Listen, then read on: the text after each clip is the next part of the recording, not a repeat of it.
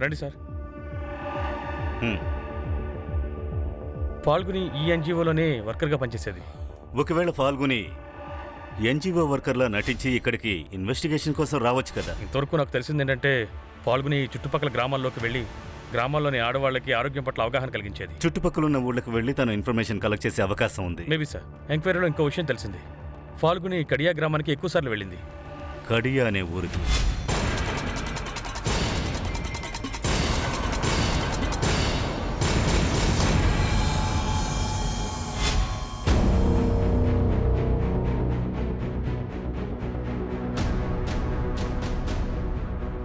ఒక్క నిమిషం. NGO worker ఫాల్గుని మిమ్మల్ని అప్పుడప్పుడు కలుస్తారని విన్నా. అవును. ఆవిడ మిమ్మల్ని ఎందుకు కలుస్తారు? కారణం ఏంటి? సార్ అది సార్ సోషల్ అవేర్నెస్ కోసం అందరింటికి వస్తారు. మీరెవరు? నేను ఈవిడ హస్బెండ్ని. మీకు ఇంకేమైనా కావాలా? లేదు. ఈ మేడం నన్ను కూడా వచ్చి కలిసింది. కృష్ణ వాళ్ళ మొదటి భర్త సర్జున్ కూడా నన్నొచ్చి అడిగింది. ఏంటి? కృష్ణ మొదటి భర్త? అవును, రెండో భర్త గ్రీస్కి బామ్మర్ది. కానీ సర్జు చనిపోయిన తర్వాత వాళ్ళిద్దరూ పెళ్లి చేసుకున్నారు. ఇంతకీ ఫాల్గుని సర్జు గురించి ఏం అడిగేది? సర్జు ఎలా చనిపోయాడా అని అడుగుతూ ఉండారు. మీరు మాకు చెప్పగలరా? సర్జు మరణం ఎలా సంభవించింది? సార్, గిరీష్ కృష్ణ ఏమంటున్నారంటే సర్జు వస్తువులు కొనడానికి వెళ్ళినప్పుడు ఏదో బండి గుద్దేసిందని చెప్పారు. కానీ నాకెందుకో వీళ్ళిద్దరే అతనిని చంపేసి ఉంటారు అనుకుంటున్నాను. నీకెందుకు అలా అనిపిస్తోంది? వీళ్ళిద్దరికి అక్రమ సంబంధం ఉందని సర్జుకి అనుమానం వచ్చింది. నన్ను మోసం చేయాలని చూస్తే ఇద్దరిని చంపి పడేస్తాను. ఇంకొక విషయం, సర్జు చనిపోయిన 2వ మాసంలోనే తనకి ఒంట్లో చాలా బాలేదు. తను మంచం మీద నుంచి కూడా లేవలేకపోయేవాడు. అలాంటప్పుడు తను హైవే వరకు ఎలా నడుచుంటాడో మీరే చెప్పండి. నాకేమనిపిస్తుందంటే సర్జు మరణానికి కారణం ఏంటో ఫాల్గుని తెలుసుకోవాలనుకుందనుకుంటా. ఫాల్గుని ఒక ప్రైవేట్ డిటెక్టివ్. ఎవరైనా హైర్ చేస్తేనే వీళ్ళు ఇన్వెస్టిగేట్ చేస్తారు. ఇలాంటి ఒక చిన్న గ్రామంలో ఎవరు ఫాల్గునిని హైర్ చేసుంటారు? సర్జు యాక్సిడెంట్ కేసులో ఏదైనా ఫౌల్ ప్లే ఉందా అని మనం ఇన్వెస్టిగేట్ చేయాలి. నిజంగానే ఫాల్గుని చనిపోవడానికి కారణం ఇదే అయ్యుంటుందా?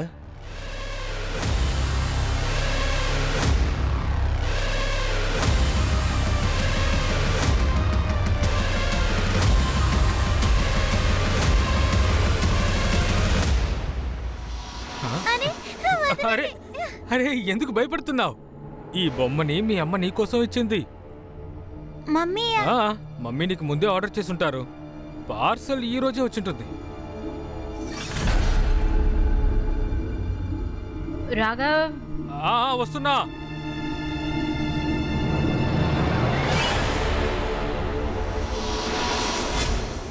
అమ్మా నువ్వు వెళ్ళే తీరాలా?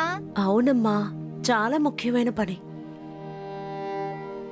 లేదంటే నిన్ను వదిలి నేను వెళ్ళగలనా చెప్పు? కానీ ఈ మధ్యన మీరు నాతోనే ఉండట్లేదు. సారీ అమ్మా, నేను త్వరగా తిరిగి వచ్చేస్తాను. అమ్మా, మీరు నా కోసం డాల్ని ఆర్డర్ చేశారు. నేను మిమ్మల్ని ఎక్కడి నుంచి తీసుకురావాలి? ఎక్కడన్నా త్వరగా వచ్చేయండి అమ్మా. మీరు ఎక్కడికి వెళ్ళారమ్మా?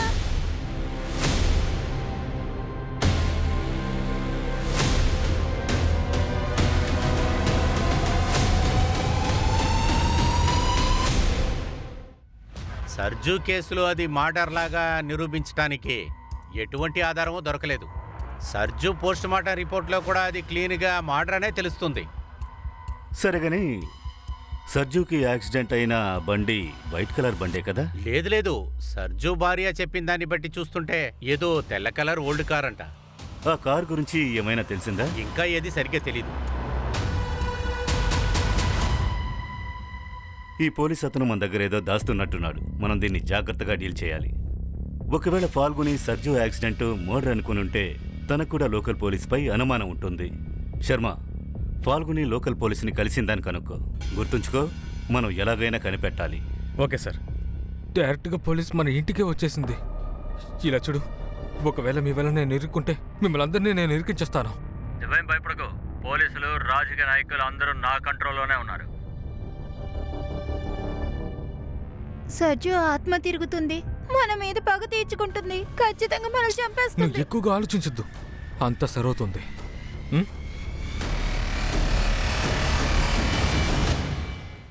సార్ ఫాల్గుని సిడిఆర్ఎల్ లిస్ట్ లో ఒక్కొక్క నెంబర్ని ఇన్వెస్టిగేషన్ చేశాం. సజ్జు ఇంకా ముసఫా నగర్ లో ఫాల్గుని డిటెక్టివ్ ఏజెన్సీలో అలాంటి కేసు ఫైల్ చేసినట్టు ఎలాంటి ఆధారాలు లేవు. కానీ సార్ కాలిపోయిన ఫైల్లోని ఒక పేపర్ దొరికింది సార్. సార్ ఇది చూసినప్పుడు ఒక పిఎం రిపోర్ట్ లా అనిపించింది, కానీ ఇది ఎవరి పిఎం రిపోర్ట్ అనేది అర్థం కాలేదు. సజ్జు బాడీ కూడా పోస్ట్ మార్టం జరిగింది కదా? ఎస్ సార్, పోస్ట్ మార్టం అయింది.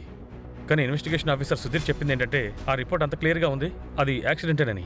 శర్మ, పోస్ట్ మార్టం రిపోర్ట్ని మ్యానిపులేట్ కూడా చేయొచ్చు. సజ్జు బాడీని ఏ డాక్టర్ పోస్ట్ మార్టం చేశారో ఆ డాక్టర్ని ఒకసారి కలుద్దాం. ఏమైంది? అమ్మ గుర్తుకొస్తోందా? అరే డోంట్ వరీ, నేనున్నానుగా. నేను కూడా అమ్మలానే నీకు ప్రేమ చూపిస్తా. స్కూల్లో వాళ్ళైనా ఇంట్లో వాళ్ళైనా సరే, ఎవరైనా నిన్ను టచ్ చేస్తే గుడ్ టచ్ అంటే ఏమిటో, బ్యాడ్ టచ్ అంటే ఏమిటో నీకు బాగా అర్థం అవ్వాలి. గుడ్ టచ్ బ్యాడ్ టచ్ అంటే ఏంటమ్మా? నేను నీకు చెప్తాను. ముందుగా బ్యాడ్ టచ్ అంటే ఏంటో చెప్తాను. ఎక్కడికి పారిపోతున్నావా? ఎక్కడ పారిపోతున్నావు? ఏయ్, చుప్ చుప్. నీ అమ్మ ఎక్కడికి వెళ్ళిందో నిన్ను కూడా అక్కడ చేర్చేస్తాను, చూసుకో. అర్థమైందా?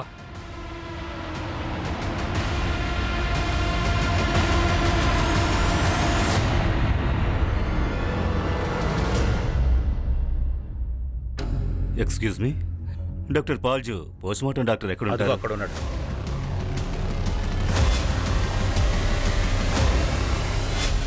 డాక్టర్ సమర్పాల్. చెప్పండి. Inspector Abhimanyu Chander, Meerut police.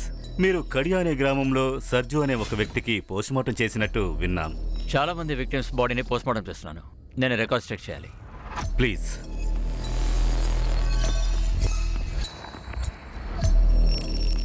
Surge Kushwa, right officer. Accidental case. బాడీలో చాలా ఇంజురీస్ ఉన్నాయి, కొన్ని ఫ్రాక్చర్స్ కూడా. కానీ అందులో నాకు ఫౌల్ ప్లే అనిపించలేదు. కొన్నాళ్ల క్రితం మీరట్లోనూ యాక్సిడెంట్ జరిగింది. విక్టిమ్ పైన కావాలని టెంపో ఎక్కించారు. యాక్సిడెంట్ వల్లే ఆవిడ చనిపోయారు. అయినా అది మర్డర్. కానీ ఇవన్నీ మీరెందుకు నాకు చెప్తున్నారు? యాక్సిడెంట్ జరిగిన విక్టిమ్, ఆ విక్టిమ్ పేరు ఫాల్గుని గుప్తా. ఇదిగో తను. ఈవిడికి మీరు surge post mortem report share చేశారా? లేదు సార్, ఈ అమ్మాయి ఎవరో నాకు తెలియదు. సర్జు రిపోర్ట్స్ కూడా నేను ఇన్వెస్టిగేషన్ ఆఫీసర్తోనే షేర్ చేశాను. ఓకే డాక్టర్, మాకు ఈ పోస్ట్ మార్టం రిపోర్ట్ కాపీ కావాలి. నేను మీకు ప్రొవైడ్ చేస్తాను. Thanks doctor.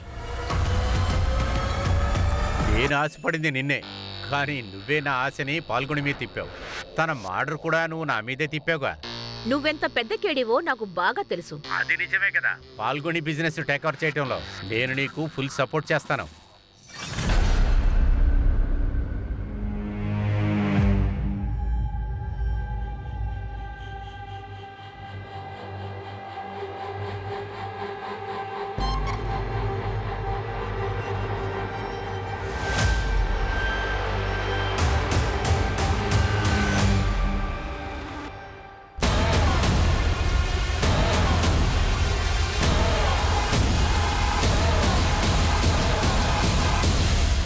సార్ కృష్ణ ఇంకా గిరీష్ ఊరు వదిలిపెట్టి వెళ్ళిపోయారు సార్. కానీ ఎక్కడికి వెళ్ళారో ఏమో తెలియడం లేదు.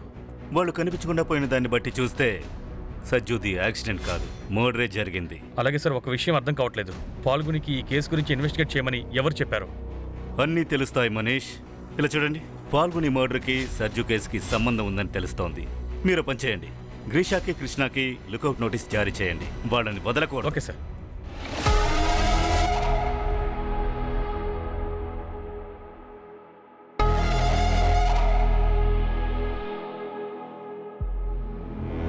మీరట్ పోలీసులు నా హాస్పిటల్ వరకు వచ్చేశారు. సర్జన్ ఫాల్గోని గురించి నన్ను ఎంక్వైరీ చేశారు. ఇలా చూడు, ఈ కేసులో నా పేరు కనుక బయటకు వస్తే బాగుండదు. ఎవరి పేరు బయటికి రాదు.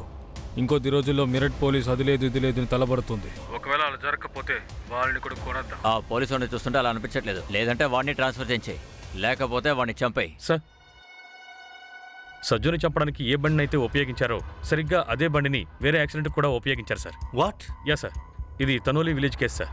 అలాగే ఈ కేసులో దుర్గేష్ అనే వ్యక్తి మరణించాడు. ఇది అతని ఫోటో.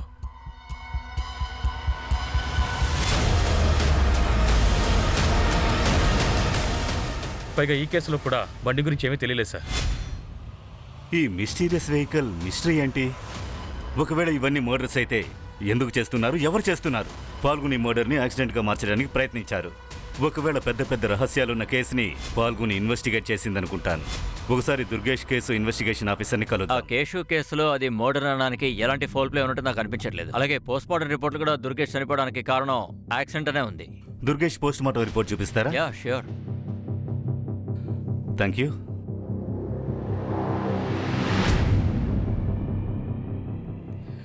ఈ దుర్గేష్ బాడీని పోస్ట్ మార్టం చేసింది డాక్టర్ సమరే కదా? అవును.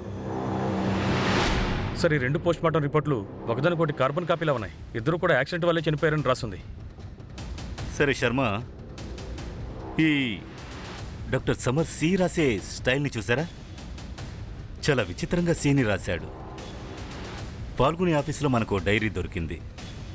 అందులో సి ఈస్ సిమిలర్ అని ఉంది. సి సిమిలర్కి ఇండికేషన్ అయితే ఈ 2 రిపోర్ట్స్ ఏంటి? పూర్తి ఛాన్సెస్ ఉన్నాయి. శర్మ, మనకి ఫాల్గుని ఆఫీస్లో కాలిపోయిన ఫైల్స్కి మధ్య పోస్ట్ మార్టం రిపోర్టు కాలిపోయిన కాపీ దొరికింది, గుర్తుందా? అంటే ఫాల్గుని దగ్గర ఈ 2 రిపోర్ట్స్ కూడా ఉన్నాయన్నమాట. అంటే ఫాల్గుని సజ్జుదే కాదు, దుర్గేష్ కేసుని కూడా ఇన్వెస్టిగేట్ చేస్తోంది. సార్ డాక్టర్ సమన్ని ఎప్పుడు మన హాస్పిటల్లో కలిసామో అప్పటి నుంచి రావట్లేదు.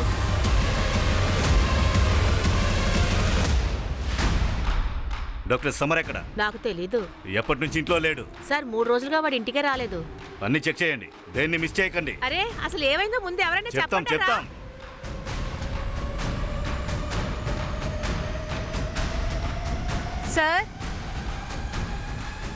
సార్ ఇది చూడండి.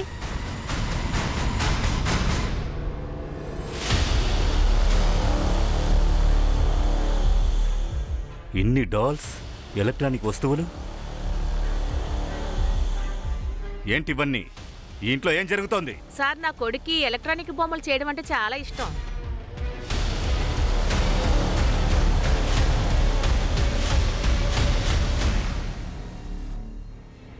ఏటిది? అరే, మీరు ఎందుకు ఈ పని చేశారు? నువ్వు నా రూమ్ లోనే కెమెరా పెట్టావా?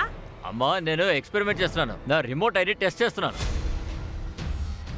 ఎక్కడ వాడు? వాడు ఫోన్ కూడా ఆఫ్ చేస్తున్నాడు. సార్, నేను చెప్తున్నాను కదా సార్, నాకు నిజంగా ఏమీ తెలీదు. అదంతా వాడికి ఇష్టం వచ్చినట్టు చేస్తుంటాడు.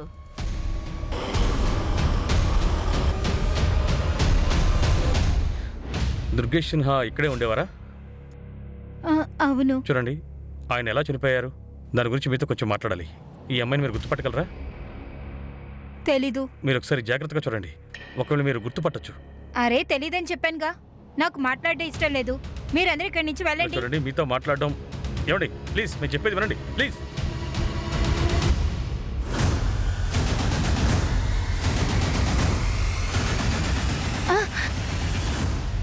అమ్మా, మీరా? నేను భయపడిపోయాను. 2 రోజుల తర్వాత తిరిగొచ్చాను కదా, నిన్ను ఇలా సర్ప్రైజ్ చేద్దాం అనుకున్నాను. కానీ అమ్మా, నేను ఒక విషయం మీతో చెప్పాలి. మీరు ఇక్కడి నుంచి వెళ్ళిన తర్వాత ఇక్కడ పాల్గొని నువ్వు వచ్చేసావా? అవును పిన్ని. పిన్ని, రోహిణి నేను లేనప్పుడు నిన్ను ఇబ్బంది పెట్టలేదు అరే, కదా? అదేం లేదు, చాలా మంచి అమ్మాయి. అమ్మా, ఆ రోజు నేను మొత్తం మీతో చెప్పుండాల్సింది. సార్, దుర్గేష్ భార్య ప్రవర్తన చాలా విచిత్రంగా అనిపించింది. నాకేమనిపిస్తుందంటే సజ్జులాగానే దుర్గేష్ మరణం వెనక కూడా ఏదో కారణం ఉండుంటుంది. నేను మార్చురీలో అడిగి తెలుసుకున్నాను. గత 3 నెలల్లో సమర్ 15 బాడీల్ని పోస్ట్ మార్టం చేశాడు. అందులో 12లో 9 యాక్సిడెంటల్ కేసెస్. అంటే ఇంకా చాలా కేసెస్ ఉన్నాయా? ఈ డైరీలో కొన్ని ఆల్ఫాబెట్స్ రాశారు. ఇవి విక్టిమ్ పేర్లకు సంబంధించి షార్ట్ ఫామ్స్ లా అనిపిస్తున్నాయి. ఉదాహరణకి సర్జు సర్నేమ్ కుష్వా, సర్జు కుష్వా. ఇక్కడ చూడు, 7వ నంబర్లో ఎస్కే అని రాశారు. అలాగే దుర్గేష్ సర్నేమ్ సిన్హా, దుర్గేష్ సిన్హా. ఇక్కడ చూడు, 9వ నంబర్లో ఏం రాసింది? డిఎస్. ఇలాగే మిగతా విక్టిమ్స్ పేరు, సర్నేమ్స్ బాగా మ్యాచ్ అవుతున్నాయి. మై గాడ్, అంటే సార్ ఈ కేసు మనం ఊహించిన దానికంటే చాలా పెద్దదే. పాల్గొని చేత వీటన్నిటిని ఎవరు ఇన్వెస్టిగేట్ చేయించారో తెలియట్లేదు.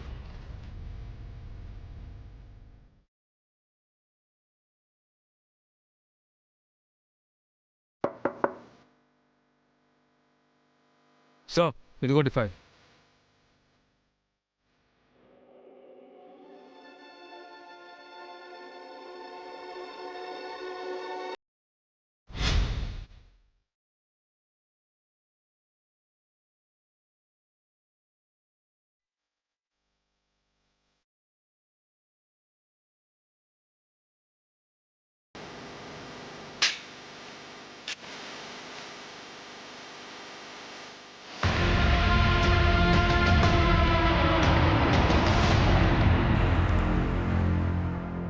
సార్ ఇతను విపిన్. దుర్గేష్ సీన పక్కింటి వాడు సార్ ఇతను. దుర్గేష్ గురించి మీకేదో చెప్పాలంటున్నాడు.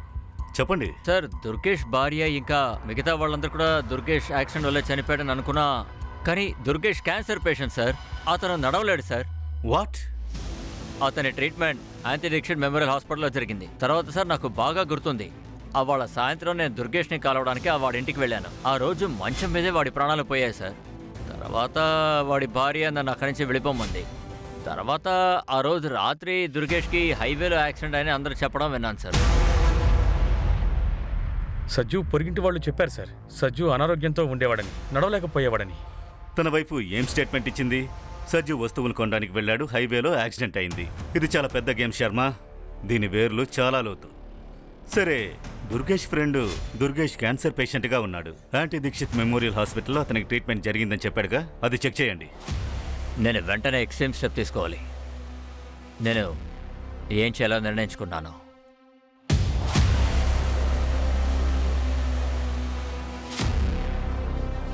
లేదు సార్, దుర్గేష్ అనే పేరుతో ఈ హాస్పిటల్లో ఎలాంటి రికార్డ్స్ లేవు. అలాగే ఈ పేరు మీద ఏ క్యాన్సర్ పేషెంట్కి ట్రీట్మెంట్ జరగలేదు.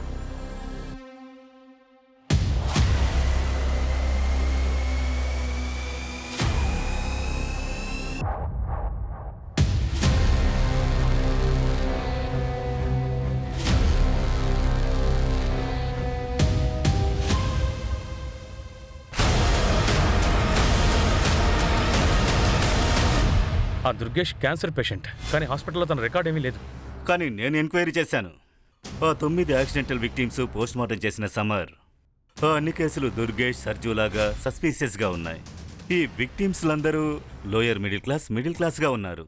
నాకు అయోమయంగా ఉంది. ఇలాంటి బ్యాక్గ్రౌండ్ నుంచి వచ్చిన వాళ్ళని ఎందుకోసం, దేనికి చంపుతున్నారు? ఆ మర్డర్ని యాక్సిడెంట్గా మార్చేస్తున్నారు.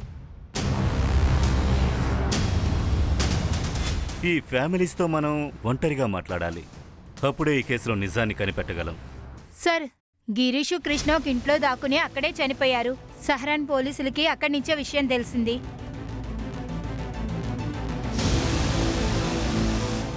సార్, క్రైమ్ సీన్లో ఈ సూసైడ్ నోట్ దొరికింది. బహుశా వీళ్ళిద్దరు సూసైడ్ చేసుకుని ఉంటారు. దీని పర్యవసానం గురించి మేము ఆలోచించలేదు. ఒక ఒప్పందం వేసుకున్నాం, మరణ ఒప్పందం. ఆ మరణం యొక్క ఒప్పందం వల్ల ఆ మరణం మమ్మల్ని వెంబడిస్తూ వచ్చింది. ఇందులో మేము చేసిన తప్పు ఒకే ఒకటే, మేం బలవంతంగా దాన్ని అంగీకరించింది. ఇలా చూడండి, మీ హస్బెండ్ సర్జు కుష్వాకి క్యాన్సర్ ఉందని మాకు తెలుసు. అతను బ్రతికే అవకాశమే లేదు. కానీ అతను చనిపోయాక మీకు ఎక్కువ డబ్బులు వచ్చే అవకాశం ఉంది. డబ్బులు దేనికోసం? సర్జు చనిపోయిన తర్వాత మధ్యరాత్రిలో తన శవాన్ని రోడ్డు మీద పడేయండి. ఆ బాడీ మీద ఒక బండి వచ్చి ఎక్కుతుంది. ఆ తర్వాత మీకు డబ్బులు వచ్చేస్తాయి. కృష్ణకి టీబీ ఉండేది. అతని వైద్యానికి డబ్బులు అవసరమైంది. సర్జు అన్నపై నాకు చిరాకే ఉండేది. అందువల్ల ఆయనతో నేను ఒప్పందం పెట్టుకున్నాను. కానీ మాకేం దొరికింది? కేవలం 2 లక్షలు. ఇంత అపరాధ భావం. ఈ పాపపు భారాన్ని మొయ్యలేకపోయాం. అందువల్ల మేమిద్దరం ఆత్మహత్య చేసుకుంటున్నాం. ఇది చాలా విచిత్రంగా ఉంది సార్. ఇలాంటిది ఇంతకుముందు ఎప్పుడు వినలేదు, చూడలేదు కూడా.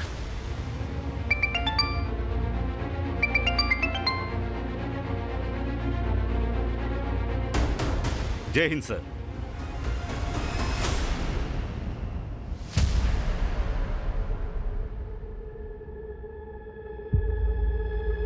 నా మీద నీకు కోపంగా ఉంది కదా? నేను మంచి మనిషిని కాదని నాకు తెలుసు. కానీ ఆ రాఘవ్ అంకుల్ చాలా మోసమైన వ్యక్తి. కానీ అతను నన్ను... రోహి, రాఘవ్ నేనేం చేశాడు? ఇలా చూడండి, మీరు అందరూ కూడా మీ టార్గెట్స్ని పూర్తి చేయాలి. ఒక విషయం బాగా గుర్తుపెట్టుకోండి, మీరు కొత్త పాలసీలు అమ్మేటప్పుడు మాత్రం డాక్యుమెంట్స్ అన్ని కరెక్ట్గా ఉన్నాయో లేవో క్రాస్ చెక్ చేయాలి. Excuse me, Manish Singh? అవును. మిమ్మల్ని నేను ఎందుకు కలవాలనుకున్నానో మీకు ఎస్పీ గారు చెప్పుంటారు కదా? అవును. మాకు ఆశ్చర్యం ఏంటంటే ఇన్నాళ్ళుగా మీరు ఎందుకు ఊరికే ఉన్నారు? చాలా రోజుల ముందు మీరు చెప్పుండొచ్చు కదా. యాక్చువల్లీ నా అనుమానం కరెక్టో రాంగో ఒక డైలమాలో ఉండిపోయాను. తర్వాత దీన్ని ప్రూవ్ చేయడం కోసమే ఫాల్గునిని ముజఫ్నగర్ డిస్ట్రిక్ట్లో హైర్ చేశాం. అది మాత్రం కాకుండా 4 డిస్ట్రిక్ట్స్లో మా లెవెల్లో మేము ఇన్వెస్టిగేట్ చేస్తున్నాం. అలా అయితే ఫాల్గునిని హైర్ చేసింది మీరేనా? అవును. ఫాల్గుని నాకు 10 సంవత్సరాల క్రితమే తెలుసు. అప్పుడు తను క్రిమినల్ లాయర్ దగ్గర పనిచేస్తుండేది. ఆ లాయర్ నా ఫ్రెండే. అలాగే ఫాల్గుని ఒక డిటెక్టివ్ ఏజెన్సీ మొదలుపెట్టిందని నాకు తెలిసింది. అందుకే నేను తనతో మాట్లాడాను. దీని లోతు వరకు వెళ్ళి నిజం ఏం జరిగిందో తెలుసుకొని నాకు బయట పెట్టేవాళ్ళు కావాలి. నేనేం చేయాలో చెప్పండి సార్. ఫల్గుని, ముజఫర్ నగర్లో గత 4 నెలలుగా 113 పాలసీ హోల్డర్స్ యాక్సిడెంటల్ ఇన్సూరెన్స్ ని క్లెయిమ్ చేశారు. ఇది చాలా స్ట్రేంజ్ గా ఉంది, ఎందుకంటే వీళ్ళందరూ కూడా చాలా లోయర్ బ్యాక్గ్రౌండ్ నుంచి వచ్చిన వాళ్ళు. అలాగే పాలసీ తీసుకోవడానికి సరిగ్గా 4 రోజుల క్రితమే వీళ్ళందరూ పాన్ కార్డు తీసుకుని బ్యాంక్ అకౌంట్ ఓపెన్ చేశారు. దానికన్నా ముందు వీళ్ళకి ఏ బ్యాంకులో ఎలాంటి అకౌంట్ అసలు లేవు. పాలసీ తీసుకున్న నెలన్నరలోనే వీళ్ళకి యాక్సిడెంట్ అవుతుంది. సార్, ఇందులో ఖచ్చితంగా ఫాల్ ప్లే ఉంది, లేదంటే ఇంతమందికి ఒకే రకంగా ఎలా జరుగుంటుంది? నాకెందుకో ఏదైనా గ్రూపో లేక గ్యాంగో ఇలా చేయించిందనిపిస్తోంది. మాకు కూడా హింట్ ఆల్మోస్ట్ దొరికింది. వీళ్ళ వెనకాల ఏదో ఆర్గనైజ్డ్ గ్యాంగ్ ఉందని అనుమానిస్తున్నాం. ఇందులో చాలా మంది పోలీసులు అలాగే పోస్ట్మార్టం డాక్టర్స్ కూడా ఉన్నారు. కానీ ఫాల్గుని మాకు ప్రూఫ్ ఇవ్వడానికి ముందే తన్ని మర్డర్ చేశారు. అప్పుడే మాకు కన్ఫామ్గా తెలిసింది. మా మిగతా ఇన్వెస్టిగేటర్స్ కూడా మాకు ఇన్ఫర్మేషన్ ఇచ్చారు. ఇలా 500 కన్నా ఎక్కువ కేసులే ఉన్నాయని. 100 కోట్లకు పైగా ఇన్సూరెన్స్ అమౌంట్ని క్లెయిమ్ చేశారు. వాట్? 500 కంటే ఎక్కువ కేసెస్? అంటే 500 కంటే ఎక్కువ మందిని మర్డర్ చేశారు, దాన్ని యాక్సిడెంట్గా మార్చారు. అయ్యుండొచ్చు, కానీ దీని వెనక అసలు ఎవరెవరు ఉన్నారు, ఎవరు చెప్పడం వల్ల ఇలా జరుగుతోంది, వీఆర్ స్టిల్ క్లూలెస్. ఇలాంటి కేసెస్ ఎన్ని ఉన్నాయో వాటి గురించి ఫుల్ డీటెయిల్స్ మాకు ఇవ్వండి. సరే. Excuse me sir. Kavita sir, Durgesh wife మన దగ్గర నిజం చెప్పడానికి రెడీగా ఉంది. దుర్గేష్ చనిపోయిన తర్వాత దాన్ని యాక్సిడెంట్ గా మార్చమని ఎవరు చెప్పారని తను మన దగ్గర చెప్పడానికి రెడీగా ఉంది. గుడ్ జాబ్ కవిత. దుర్గేష్ వైఫ్ ఎక్కడుంది?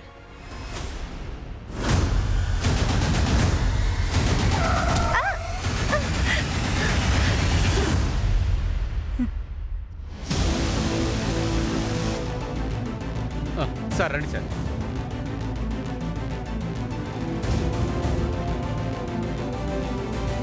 సార్, ఈమె మనతో అన్నీ చెప్తానంది, ఈమెను కూడా చంపేశారు. సార్, విట్నెస్ తెల్ల కలర్ టెంపో అని చెప్పారు సార్. టెంపో ఇటు పక్కకే వెళ్ళిందంట. ముందున్న చెక్ పోస్ట్కి ఇన్ఫార్మ్ చేశారా? సార్. హలో. ఓకే, సరే, ఇప్పుడు మేము అక్కడికే వస్తున్నాం.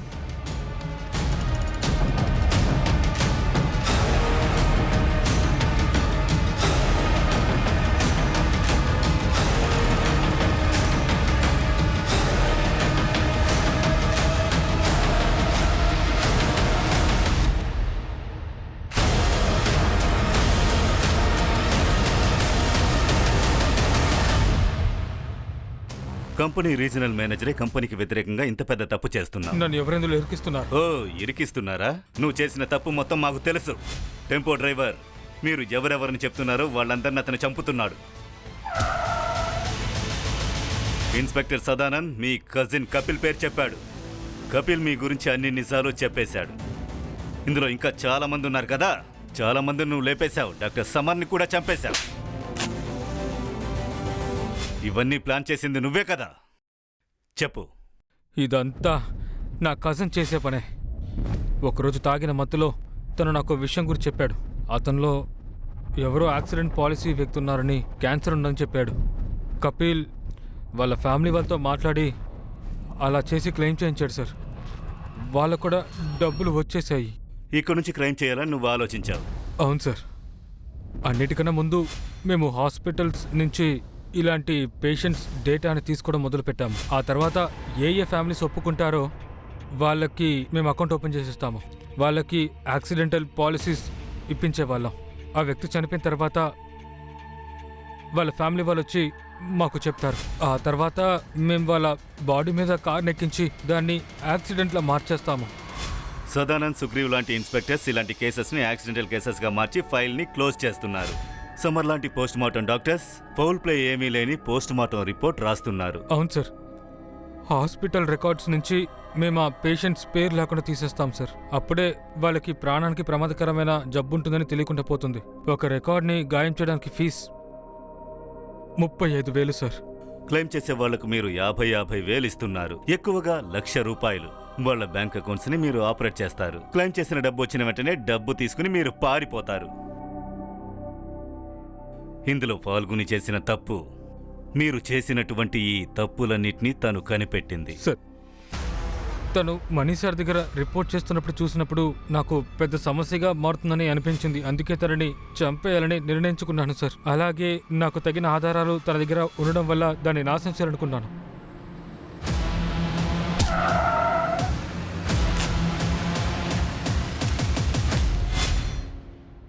సార్, ఈ గ్రూప్ ఇంతకాలం ఇంత దారుణమైన మర్డర్లు చేస్తూ తిరుగుతూ ఉన్నారు. వినడానికి ఆశ్చర్యంగా ఉంది. ఐ థింక్ ఈ డికెడ్లో పెద్ద స్కామే ఇది. పాలసీ డబ్బు కోసం అత్యాశపడి తమ కుటుంబ వ్యక్తుల్ని చంపే కేసుల్ని నేను విన్నాను. కానీ ఇంత తక్కువ డబ్బు కోసం తమ కుటుంబ వ్యక్తుల శవాలు నమ్ముకుంటున్నారు. ఇలాంటి క్రైమ్స్ను చూసేటప్పుడు ప్రస్తుతం మానవత్వం లేకుండా పోతోంది. సార్, ఫాల్గుని చిన్నమ్మ రాఘవ్ మీద కంప్లైంట్ ఇచ్చింది. చాలా రోజుల నుంచి ఫాల్గుని అమ్మాయిని రేప్ చేస్తున్నాడంట.